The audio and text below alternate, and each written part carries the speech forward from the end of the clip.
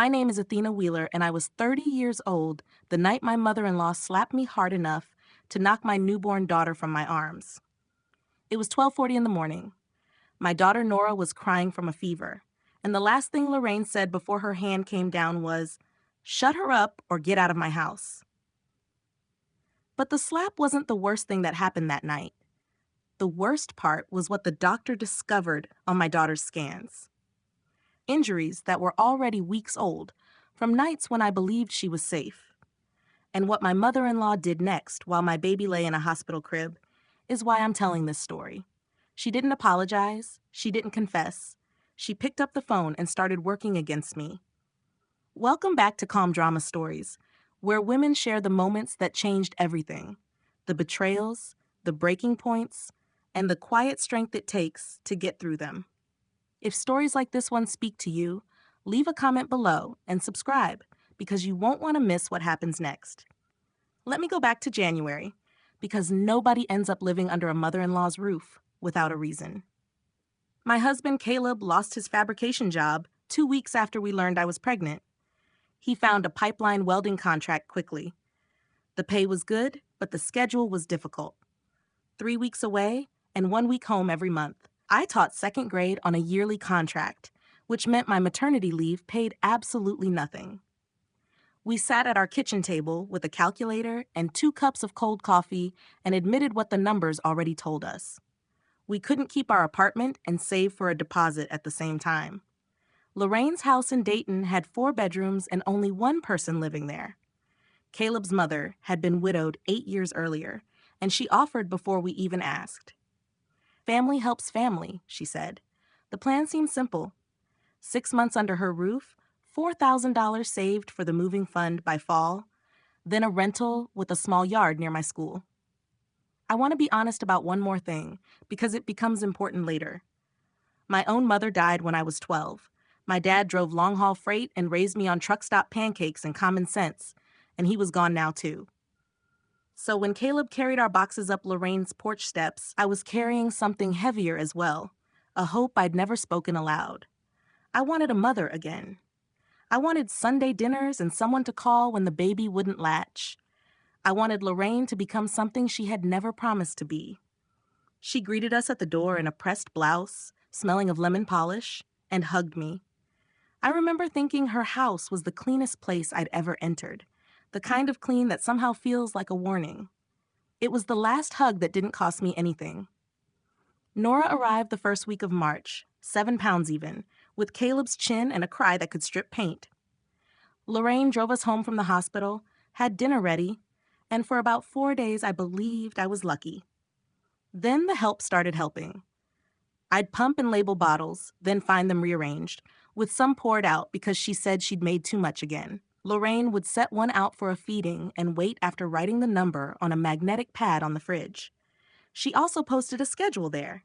Feedings, naps, tummy time, all written in her handwriting, not mine. When I picked Nora up between the scheduled times, Lorraine would take her right back from my arms. "You'll spoil her," she said. "Babies need order, not hovering." I tried the polite version of setting a boundary. I told her I appreciated everything and wanted to follow the pediatrician's advice. Feed on demand. Lorraine laughed the way you laugh at a child who has said something cute and incorrect. "Honey, I raised a son on a schedule, and he turned out fine." The strangest part was the language. Alone with me, Nora was our baby, our routine, our house, our rules. But when her church friends came over with casseroles, I'd hear her in the front room speaking softly and warmly. "My grandbaby, I'm practically raising her. Her mother is still learning." I stood in the hallway holding my own daughter and felt like a nanny in a house where I paid no rent and had no say. I told myself it was a generational difference. I told myself, 6 months, I was already doing the thing that nearly cost Nora everything, turning every warning sign into something I could explain away. Lorraine's house operated on rules the way a church operates on hymns. Nobody voted on them, and everyone stood when instructed, shoes off at the door, lined up by size, laundry on Tuesdays and Fridays, whites separated, and she rewashing anything I folded incorrectly. Phone calls happened in the kitchen on speaker because people who whispered in their rooms supposedly had something to hide. She ironed her napkins. I should have recognized the warning. The first Sunday of April, her sister Carol came for dinner. All perfume and opinions, and the two of them exchanged neighborhood news over pot roast. I mentioned the family across the street. The wife had moved out that winter, and I gently said I hoped she was okay because people don't leave good marriages without a reason. The table became quiet. Lorraine placed her fork and knife down on either side of her plate, precise as a surgeon, and looked at me the way you look at a stain. A good mother knows when to stay quiet. That was the entire sermon. Carol nodded into her sweet tea as if scripture had just been read. I remember the heat rising up my neck, and I remember saying nothing, which felt then like keeping the peace and feels now like practice. That night, I lay in bed listening to the television murmuring downstairs, Nora's bassinet an arm's length away, and I did the math I repeated every night. The moving fund was growing. Caleb would be home in 11 days, 9 more weeks, maybe 10, and we'd be gone. And Lorraine could return to ironing napkins for an empty table. 9 weeks. I've learned since then that the most expensive thing in my life was the arithmetic I used to calm myself down. Caleb flew back to the pipeline on a Tuesday, and the house changed the moment his truck left the street. That first night alone, Lorraine appeared in my doorway at 10, arms extended. Give her here. You need sleep. And I raised a baby before you were born. I said, thank you, but no, we're fine. She took Nora anyway, lifting her in the middle of my sentence and walking out. And I stood there practicing objections to an empty room. I'm not proud of that. I was 3 weeks postpartum, stitched and sleepless in a house with her name on the deed. I woke at 2 in the morning to silence, and silence was wrong. The bassinet was empty. I don't have words for the specific cold that moves through you when you reach into the dark where your baby should be and touch a sheet. I went down the hall to her bedroom at the far end of the second floor, past the nursery. I knocked, then opened the door without waiting.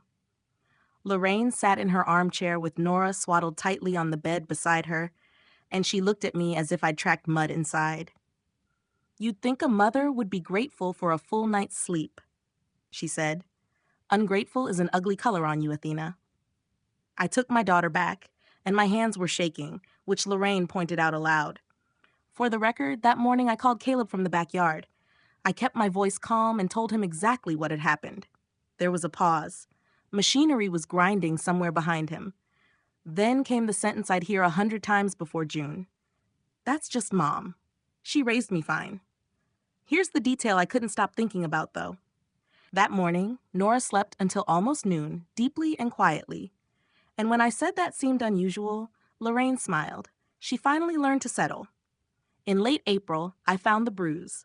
I was changing Nora before her bath, and there on her left arm were 3 small marks, oval and neat, like someone had pressed fingertips into bread dough. My stomach dropped through the floor of that beautiful house. I asked Lorraine directly. There was no accusation, only a question. She didn't blink. She wiggled during a diaper change. You have to hold them firmly or they roll right off the table. You'd know that if you listened. I scheduled a pediatrician appointment for the next morning and photographed the marks on my phone with the date visible because some part of me had stopped believing this would remain small. Dr. Hartman examined Nora, careful and gentle. Bruises on a baby this young are worth watching, he said. It could be handling. It could be nothing. Keep an eye. I heard the unspoken half. Keep an eye on whom? That weekend, while Caleb was on a video call from a motel in Oklahoma, I took the baby camera out of the shower gift closet, and he walked me through mounting it on the nursery shelf, pointed at the crib and the entire room. He thought it was for sending him clips of Nora. It partly was. The app offered a cloud plan, 30 days of storage for $2.99 a month, and I signed up using my own email, the one I don't use for Family Matters. I couldn't have explained why that felt necessary. Instinct doesn't file reports. Lorraine watched me test the small white camera from the doorway, her arms crossed. Cameras, she said, are for people who don't trust their family. Then she walked away. That was the last time she ever brought it up. She never asked me to remove it. I should have questioned much more seriously why she suddenly stopped mentioning it. May arrived with unexpected expenses. My car began slipping gears in a school parking lot, and the repair shop called it a transmission rebuild, $1,900. Take it or start walking. We took it because a mother without a car in a suburb is basically a prisoner with extra steps. The hospital billing office had already been sending monthly reminders for the birth and the deductible we were still paying down. I sat at the kitchen table after Nora's late feeding, calculator in hand, and watched the moving fund shrink on paper. Almost $3,400 at the beginning of the month. $1,500 by the end. Fall suddenly felt like it was on another continent. I didn't hear Lorraine come in behind me. She could be quiet when she wanted to be, and loud when it suited her. She looked over my shoulder at the yellow legal pad and my little columns of hope, then said it almost kindly, which made it worse. "Where would you even go? You have nothing." Then she filled the kettle as if she'd simply commented on the weather. I want to be clear because I know how these stories can sound from the outside. I wasn't helpless. That week, I applied for 2 summer tutoring jobs. I moved the fund into an account at the credit union that Lorraine couldn't see. I wrote a new number inside my planner. 8 more weeks, and I pressed hard enough to leave an impression in the paper. I was doing what a careful woman does when she senses smoke but cannot yet find the fire.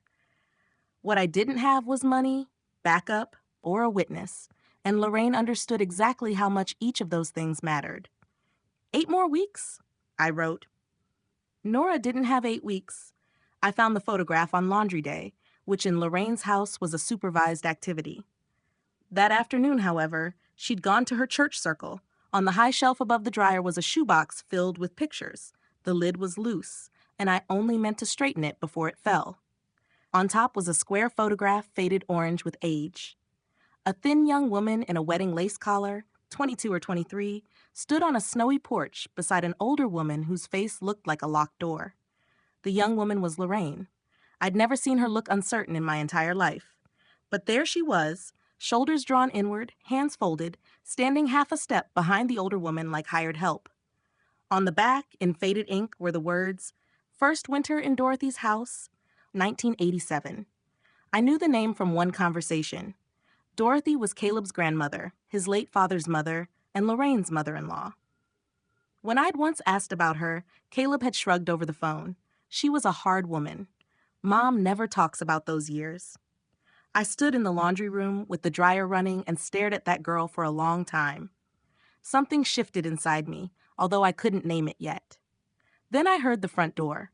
Lorraine came around the corner, removing her scarf, saw the box, then saw the photo in my hand.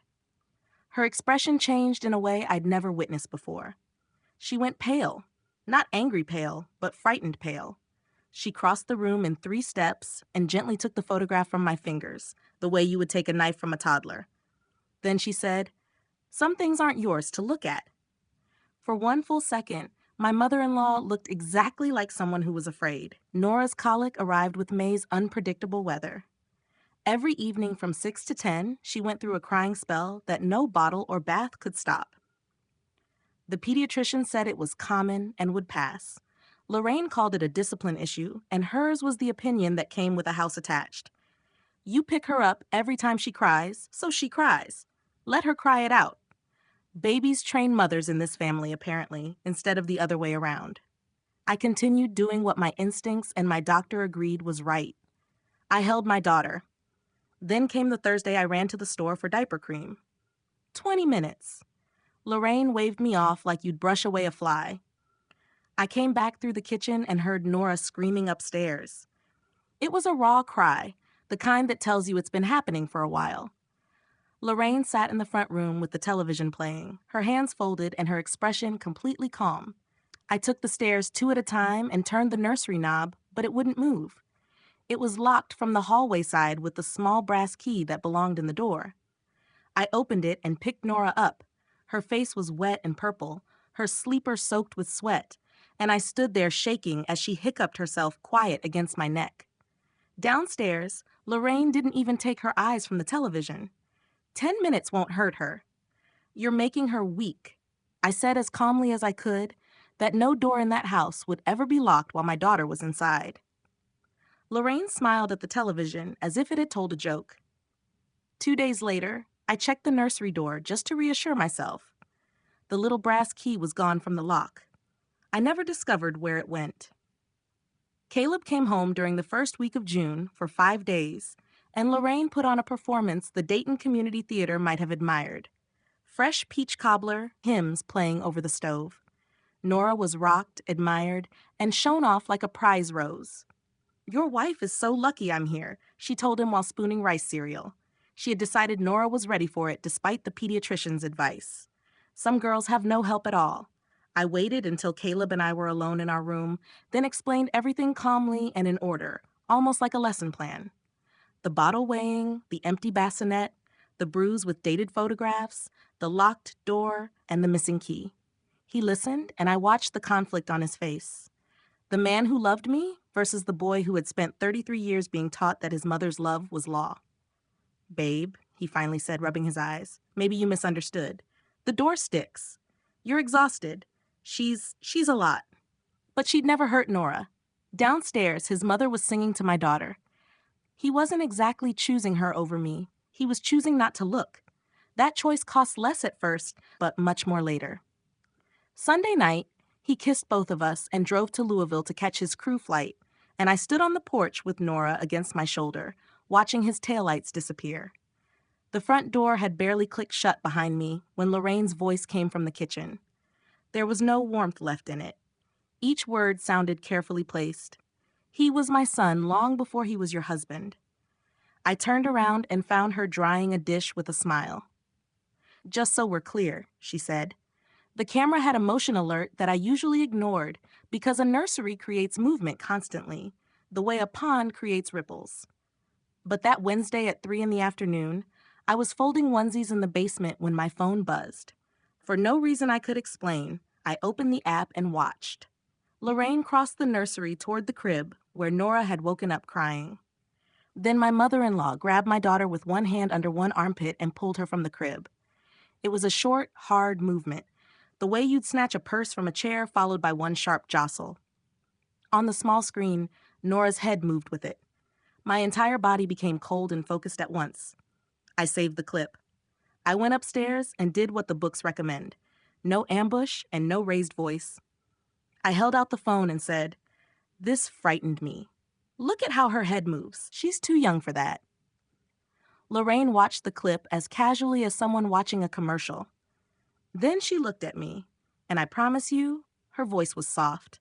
A shaky little video from a camera sitting on a shelf. "Honey, you've been different since the birth. Postpartum does things to women. Everyone at church has noticed how you hover and how you shake. I'd hate for anyone official to start wondering whether you're coping." She handed my phone back and smoothed her skirt. It took me until I was back downstairs to understand what had just happened. I had shown her my evidence, and she had shown me hers. If this ever left the house, she had already created a version in which I was the dangerous one.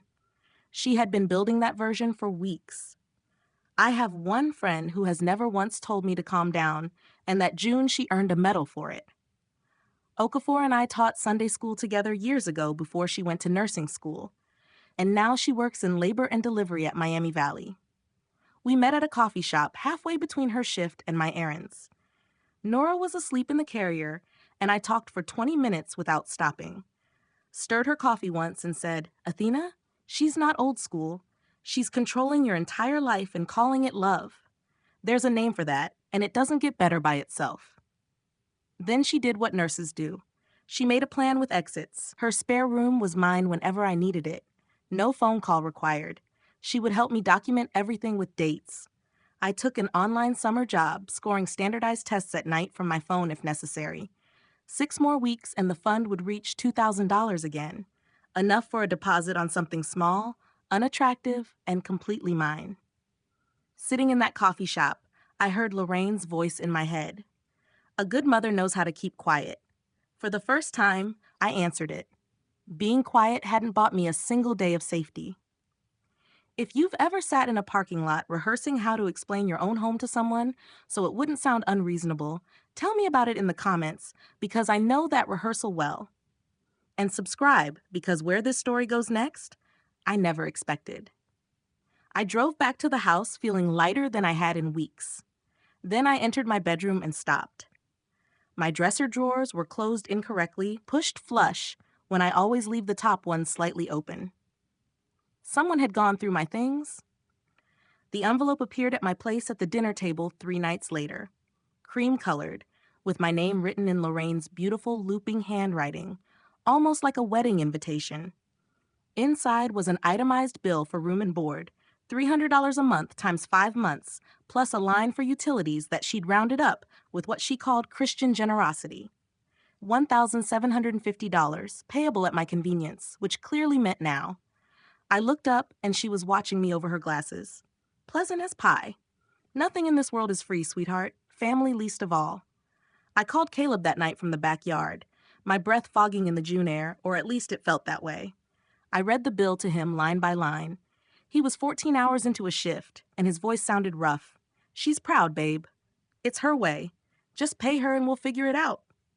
I'll pick up overtime. Just pay her. The moving fund had about $1,500 left, and the bill demanded all of it, plus my next tutoring check. I paid. I stood at the credit union counter and emptied the account I'd hidden from her. The teller asked if I was closing it, and I said, "No, leave it open. Leave it open, please." $5 remained in that account like a pilot light. Here's what I understood while driving back, gripping the wheel of my $1,900 transmission. Lorraine didn't need our money. Her house was already paid off. Her late husband's pension covered the polished napkins and everything else. The bill wasn't income.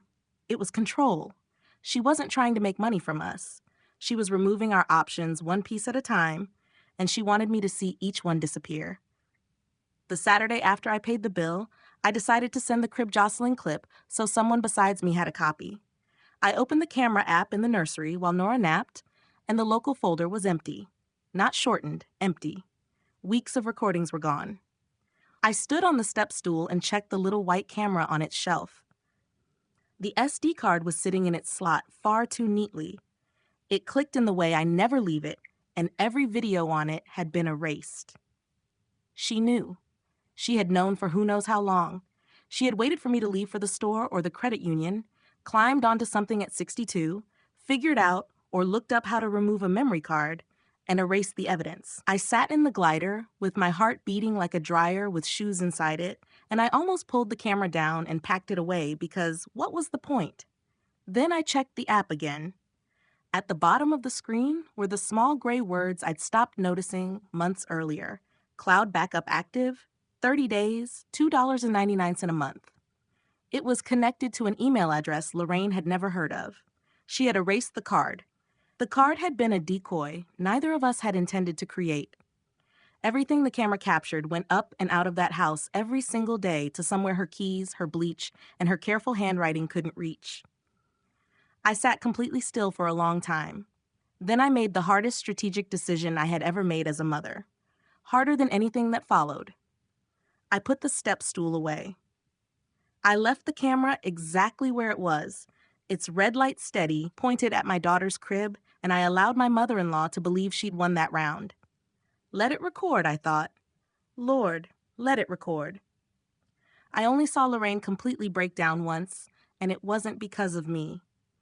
It was a rainy Tuesday night in mid-June, and she'd received a phone call from someone at church, apparently the granddaughter of one of the women from her circle, a young mother who had left her husband's family and taken the babies with her.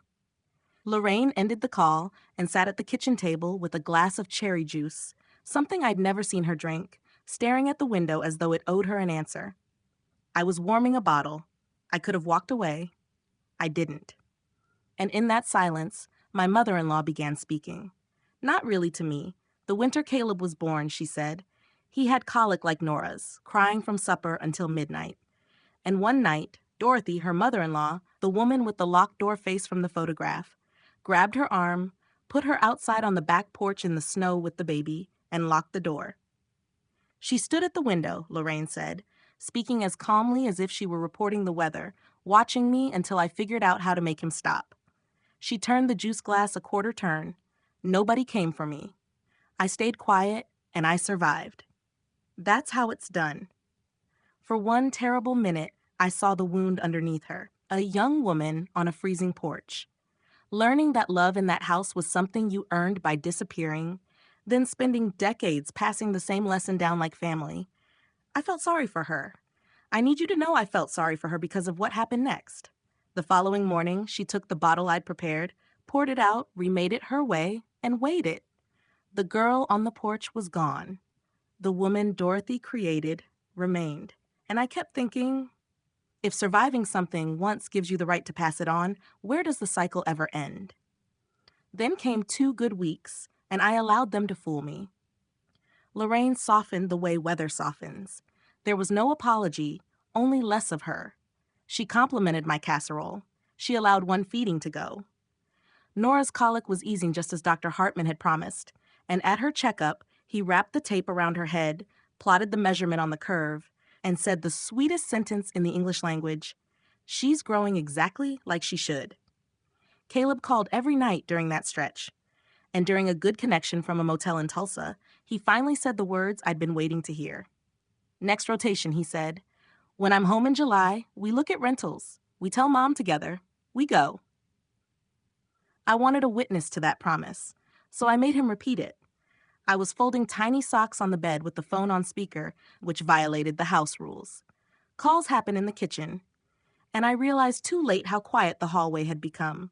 No footsteps, no television. When I opened the door, the hallway was empty, but the runner rug was scuffed near the top of the stairs, and downstairs the kitchen light was on. Lorraine said nothing at dinner, nothing while drying dishes. She wiped the counters, then wiped them again, then a third time. Slow circles across clean laminate, while the silence around her carried pressure, like the air before a tornado siren. I'd grown up believing quiet meant peace. Quiet, I would learn, was how she prepared. The call from my school came on a Thursday in mid-June through the kitchen landline because I'd listed it as a backup when my cell phone was unreliable in the spring. I was upstairs rocking Nora through a nap. Lorraine answered on the second ring, her voice like church bells, and I thought nothing of it because not questioning things had become the survival skill I'd practiced all spring. I found out 10 days later by email. The principal was very sorry to hear that I wouldn't be returning in the fall. They'd loved having me. The second grade position had been offered to the long-term substitute, and she wished me and the baby every blessing. I read it 4 times while standing in the upstairs hallway. Then I walked downstairs with Nora on my hip and quietly asked Lorraine whether the school had called. She didn't even put down her crossword. "Oh, weeks ago. I told them you wouldn't be coming back. You've got your hands full here. Anyone can see that." The floor seemed to tilt. My contract, my classroom, the salary that was supposed to help us leave that house, all reassigned with one sentence by a woman who then filled in 7 across.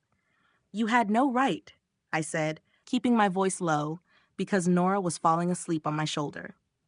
Lorraine looked up, and there was something almost gentle in her expression, which was the most frightening version of her I'd seen. "I did you a favor. Your place is here now. A good mother knows where she belongs and how to stay quiet about it." That night, I texted with my thumb resting over Nora's sleeping back. 6 weeks just became 12. I don't think I have 12. Nora started fussing at 9 that night, the last Sunday of June, the night Lorraine had hosted her circle luncheon. That date is permanently fixed in my memory. Nora was almost 4 months old, running warm and miserable, chewing on her fist. The pediatric nurse line said what they usually say: "Fluids, patience, watch the fever." By midnight, I'd walked 100 laps around the nursery with her against my shoulder. She wasn't crying to be difficult. She was crying the way sick babies cry, high and thin with a sharp edge. Every lap, I whispered into her damp hair, "I know, baby girl, I know." I heard the bedroom door at the end of the hallway open at 12:40. I know the exact time because of what the camera would remember from me. Footsteps moved quickly down the hallway, and the nursery door swung hard enough that the knob cracked the wall. Lorraine stood in the doorway wearing her housecoat, hair still in rollers, and there was nothing composed left on her face. "Shut her up," she said, "or get out of my house." I started to say she's sick. She's a baby. She can't. Lorraine crossed the room and slapped me across the face with all the force in her arm. I want to explain what a slap like that does when you're standing flat-footed with an infant against your shoulder and have no warning. The room shifted sideways. My hip struck the crib rail. My hand immediately went toward my burning cheek because the body reacts before the mind can process it. And Nora slipped from my shoulder. There was a small sound. I will hear it for the rest of my life. Then came the part that still wakes me at night. The crying stopped. Completely. The entire house became suddenly, painfully quiet. My daughter lay on the hardwood floor in her yellow sleeper, one arm extended, not moving. The silence Lorraine had demanded all spring had finally arrived. Above the crib, on the shelf, the little white camera remained with its red light steady. I don't remember picking Nora up. I remember the stairs, my keys, and Lorraine's voice behind me. Her voice was flat and calm again, already trying to rebuild the story. Babies bounce. Don't you dare turn this into something. Miami Valley Hospital was 15 minutes from Lorraine's front door, and I made the drive in 11 with my flashers on and my hand against Nora's chest at every red light, feeling for her breathing. She was breathing. Her eyes opened briefly in the driveway and became glassy again. Somewhere on Route 48, she made a thin, strange sound, and I said aloud to the empty car, "To my mother, who has been dead 18 years, help me." One more thing happened in that driveway. As I buckled the car seat with shaking hands, Lorraine had appeared on the porch, arms crossed against the night, and her final words followed me across the lawn. Think very carefully about what you tell them. Even then, she was controlling the story. The emergency entrance took my daughter from my arms and everything turned into motion. A trauma bay, a group of medical staff, a doctor with silver glasses saying words like CT, neuro, and precautionary, while a nurse cut Nora's yellow sleeper away with scissors. I answered every question. Fell hardwood around 12:40. No, she didn't cry afterward. Yes, her eyes opened once, and then a triage nurse with kind eyes and a clipboard asked the question they are trained to ask. Who is in the home tonight? And I heard myself hesitate. After everything, the bruise, the lock, the erased card, some deeply trained part of me still hesitated before saying her name to an official stranger. A good mother knows how to keep quiet. That instinct almost outlived my daughter. My mother-in-law, I said. My mother-in-law hit me while I was holding her. They let me return to the pediatric bay shortly before 3 in the morning. The doctor who came to find me introduced herself as Dr. Reyes. She had the tired, careful face of someone who has delivered every kind of news, and she began with the sentence that would become part of my nightmares. Your daughter is already, I swear the room disappeared beneath me before she finished, already stable. She's breathing on her own, she's responsive to touch, and she is a fighter.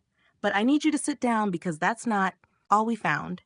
Nora had a linear skull fracture and a small bleed beneath it. Subdural, she said. Thin and being watched. No surgery was expected.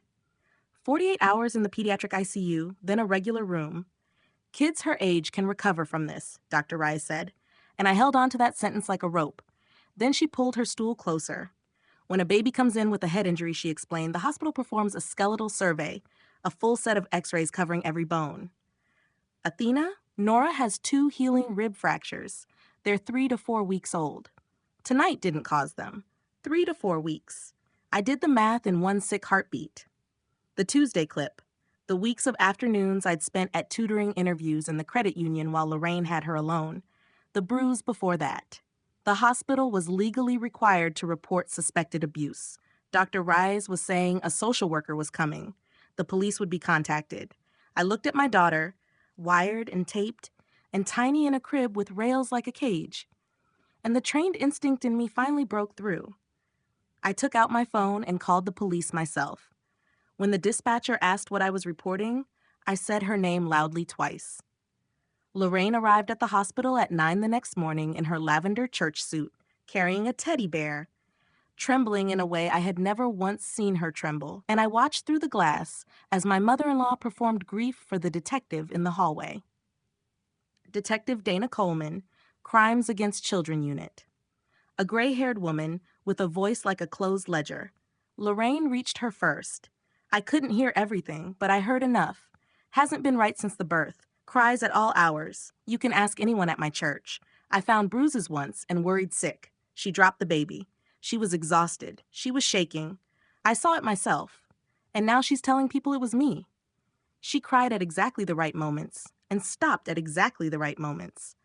And some part of me sat in that plastic hospital chair and almost admired the machinery of it. She had told me she'd hate for anyone official to start asking questions. She had been building this version of me for months, planting it at church, rehearsing it, and I had handed her the stage. By noon, there was a caseworker with a laminated badge explaining gently that while the investigation was open, there would be a safety plan. And under the safety plan, I could not be alone with my own daughter. Supervised contact only. I had been awake for 30 hours. I had a bruise forming on my cheekbone in the shape of her hand, and I was the one who couldn't be alone with Nora. Before she left, Detective Coleman studied me for a long moment. "Mrs. Wheeler," she said, "is there anything in that house that could show us what happened last night?" Standing in that hallway, I saw it again. The little white camera on the nursery shelf, steady through everything. And I had to grip the wall because the SD card was wiped. And Lorraine thought that was the end of it. But Lorraine did not know about the cloud. That night at Bree's kitchen table, I logged into the account under the email my mother-in-law had never heard of. 30 days of storage, 87 motion clips. We started with the oldest and worked forward, and held my hand on the table like a nurse holding the hand of someone slowly receiving bad news. The jerk from the crib I'd already seen. Then a Tuesday afternoon, 3 weeks earlier, the injuries Dr. Rise's x-rays would later point to. Lorraine lifting Nora, Nora crying, and Lorraine squeezing her against her chest and giving her one violent shake.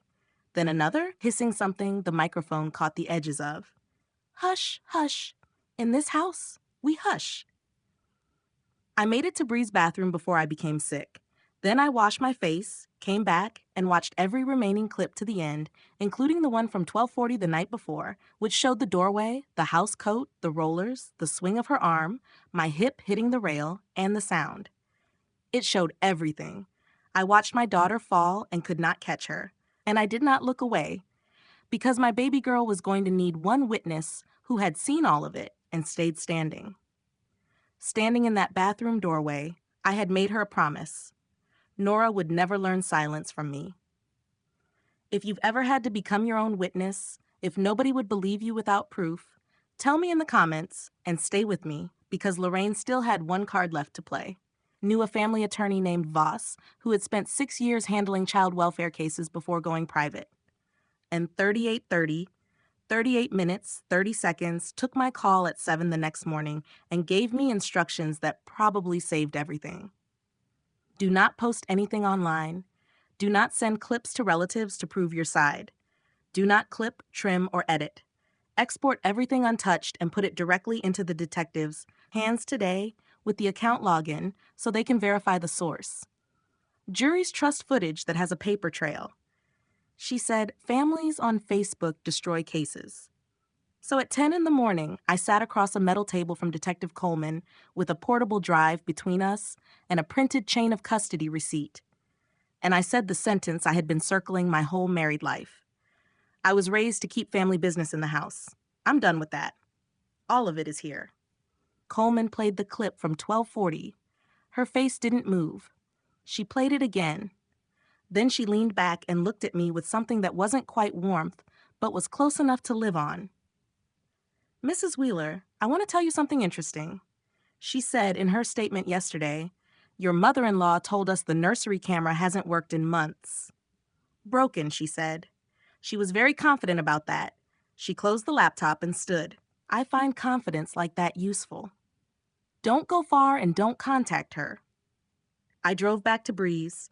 I wasn't setting foot in that house and slept 4 hours and dreamed of nothing for the first time since March. They arrested Lorraine on a Thursday in the parking lot of First Baptist, 20 minutes after the women's circle luncheon ended. I wasn't there. Carol was, along with half the congregation, which is the only reason I know that my mother-in-law went quietly, chin high in her good pearls. People ask me if that felt like winning. It didn't feel like anything that simple. I felt like someone had finally turned the lights on in a house I'd been living in blind. You're grateful. And you're also standing in the wreckage, counting what broke. The footage checked out. The safety plan changed within days. The caseworker who had supervised me now sat with me and used the phrase, non-offending protective parent, which is a code name for the warmest sentence I'd ever heard. I could hold my daughter alone again. Caleb flew home the day of the arrest. I didn't argue my case. I placed Bree's laptop in front of him, opened the folder, and left him with all 87 clips and a pot of coffee. When I returned an hour later, my husband looked 10 years older. He'd seen the Tuesday clip. He'd seen his mother's arms swing, and he'd heard her hiss the gospel of that house into our daughter's ear. Hush, hush. In this house, we hush. And something behind his face had finally permanently come down.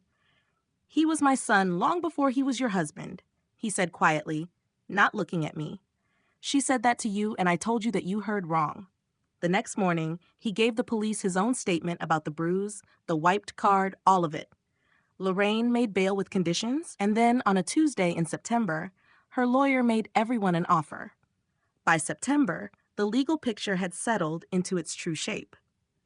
Facing the evidence from her own nursery camera, Lorraine's attorney had indicated she would plead guilty to felony child endangering and assault.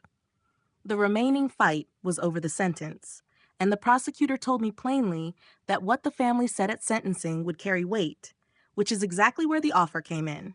It arrived the way poison enters families, not from the lawyer directly to me, but through Carol over coffee. Caleb and I never should have agreed to. If I would tell the prosecutor our family wanted leniency, if I would stand aside and skip the victim impact statement, let it be a tragic household accident with a guilty plea and probation, then Lorraine would sign the house into a trust for Nora and pay every medical bill. And there were bills. Nora's stay had passed $40,000 before the follow-up scans, the neurology visits, and the therapy evaluations. Carol laid it all out with sugar packets like she was diagramming a play. She's 62. Athena, she'll die in a cell so you can feel righteous. You'd trade your daughter's future for a longer sentence. I looked at Caleb, and Caleb was staring at the table. My husband, exhausted and grieving the mother he thought he had, said barely above a whisper, "It would fix everything. And here is the truth I've never said aloud until now." He was almost right. It would fix everything. The debt, the housing, the war inside his family, every single thing except the one thing that had actually been broken. Because somewhere a woman once stood quiet on a frozen porch until she learned to pass it down, and $40,000 was now on the table to teach my daughter the same lesson. I was the only person left who could tell the difference. I want to be honest about how close I came to accepting it. That night, I sat beside Nora's crib. She was home with us at Breeze by then, but we were back at the hospital every few weeks for follow-ups. And that afternoon scan sat unread in some radiologist's queue. And I did the arithmetic I'd been doing my whole life, except now the columns held my daughter's future. $40,000 gone with a signature, a house in trust. So no landlord could ever put her on a porch in the snow. Against that, a longer sentence for a woman in her 60s and my chance to speak in a courtroom. Put that way, Carol's math almost worked. Then called with the other cost, the one nobody had put on the table yet. The full cloud archive was in discovery now, all of it. Both sides get everything, and 30 days of a nursery camera does not only record the villain, it recorded me. 3 in the morning, mid-May, on the floor beside the crib with my knees pulled to my chest, crying where nobody could hear me. A Sunday in June, when Nora had screamed for an hour and I placed her in the crib, still crying, then walked into the hallway and stood with my forehead against the wall for 2 full minutes before returning. If I testified, said the defense would use those clips at sentencing. Even the mother walked away, they would say. Even the mother had moments. My worst, loneliest, most human moments played on a screen for a judge and a gallery full of church ladies. Lorraine's entire life ran on one engine, shame. Who holds it? Who carries it? Who dies? Never putting it down. She was betting I was still afraid of mine. Sitting in the dark beside my sleeping daughter, I asked myself the only question that ended up mattering. Was I? The next morning, I put on my interview blazer and sat in the office of the assistant prosecutor, a steady man named Whitfield, with a photo of his own children facing the visitors' chairs. And I told him 3 things. The family's offer was declined. I would be at sentencing, and I would give a victim impact statement. Whatever the defense decided to play, whatever it cost me to stand there while they played it. Whitfield nodded like a man checking the weather and said, "Good. The court should hear from Nora's mother." Telling Caleb was harder because I refused to make it an ultimatum, even though that would have been easier as an ultimatum. I found him in Bree's driveway staring at nothing, and I said, "I'm not asking you to choose me over your mother. I'm telling you that Nora is not for sale, not for a house, not for the bills, not for peace and quiet. There's the family we came from and the family we're building, and you need to decide which one you can live inside." He was quiet for a long time. Then he said the first truly grown-up sentence of his life. "I already gave my statement. I'm not taking it back." That's not a fairy tale ending to a marriage. We had years of work ahead of us with no guarantee, but it was true. And by then, truth was the only currency I accepted. That night, Carol sent me one final message, and I've kept it because it says everything about the world I was facing. Half that church is writing letters for her. Nobody is writing one for you. Sentencing was set for a gray morning in the middle of October in a Montgomery County courtroom with dark wood rails and humming lights. The left side of the gallery filled early, the church circle in autumn cardigans, Carol in the center aisle where the judge could see her. A rustle of peppermints and disapproval. On the right side sat Bree in scrubs because she'd worked the night shift, along with, and 2 empty seats where my parents would have been. Caleb wasn't in the gallery at all. As a prosecution witness, he waited in the hallway, and I had promised myself not to keep turning around to check the door. Lorraine sat at the defense table in a soft gray cardigan and her pearls, hands folded, looking small, neat, and grandmotherly, a performance so complete that for one dizzy second, I doubted my own year. Her attorney did exactly what had warned. In arguing for probation, he spoke of a devoted grandmother, a household under strain, an exhausted young mother. And then he played the clip of me in the June hallway, forehead against the wall, my daughter crying behind me in her crib. Even the mother, Your Honor, had moments when she walked away. Someone on the left side of the gallery made a soft sound of agreement, and I felt the old heat rise up my neck, the same heat as that Sunday dinner in April, the heat that had always meant, swallow it, keep the peace, stay quiet. Then the clerk said the words.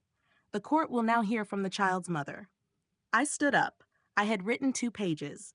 I left them on the seat. I walked to the podium slower than necessary because had told me the room belongs to whoever refuses to rush, and I placed my hands flat on the wood so they had a purpose. I looked at the judge and started with the thing everyone expected me to hide. Your Honor, the defense showed you a video of me leaving my daughter crying in her crib while I stood in a hallway. I'm not here to tell you I was a perfect mother. I stood in that hallway because I hadn't slept in 2 days, and I didn't trust my own hands. So, I put my baby down somewhere safe and stepped away to breathe. That is what the end of a mother's rope looks like. It is not what a fractured skull looks like. There is a difference between a woman who walks away to keep her child safe and a hand that comes down like a verdict. And this court has watched both on the same camera. I did not look at Lorraine yet. I told them about the bottles, weighed like contraband, the schedule in handwriting that wasn't mine, the brass key that disappeared, the bruise the size of fingertips, the ribs that healed in secret while I was out begging for tutoring work. I used no adjectives about her. I described her hands and then told them about the photograph. I found a picture in a shoebox above the dryer. A girl of 23 standing in the snow beside her mother-in-law in 1987. Years later, someone locked that same girl outside on a back porch in the snow with a screaming baby and stood in the window watching until she figured out how to make him quiet. Nobody came for her. The courtroom had become very still. On the left side, the cardigans had stopped rustling. I believe that girl is in this room, and I believe she was taught the same sentence she spent this spring teaching me, that a good mother knows how to stay quiet. I turned then and looked at my mother-in-law for the first time, and her face was white the way it had been in the laundry room, because she alone knew exactly which door I had just opened. They were wrong, Lorraine. A good mother knows exactly when to stop. I turned back to the bench. Whatever this family has been passing down, mother-in-law to mother, hands to hands, it ends with my daughter. She will not inherit it. That is the only inheritance decision I will ever make for her. And I'm making it here out loud where nobody can call it an accident. I sat down. There was no applause. Courtrooms don't do applause, and I wasn't there for it. There was only Lorraine, rising halfway from her chair, saying my name in a voice the gallery had never heard her use. The 1240 voice, the housecoat voice, until her own attorney pulled her down, and the gavel came twice. The judge gave her 4 years in state prison, eligibility for judicial release after 2.5, and a no-contact order covering Nora and me for its full term. Outside on the courthouse steps, Caleb was waiting because a prosecution witness is the last to know how it went. I told him we didn't hug. We weren't there yet, but he was facing me when I came through the doors. And after the year I'd had, a man facing the right direction counted for something. It's January now, and I'm telling you this from a 2-bedroom apartment on the east side of Dayton with radiators that clank and a second-hand couch.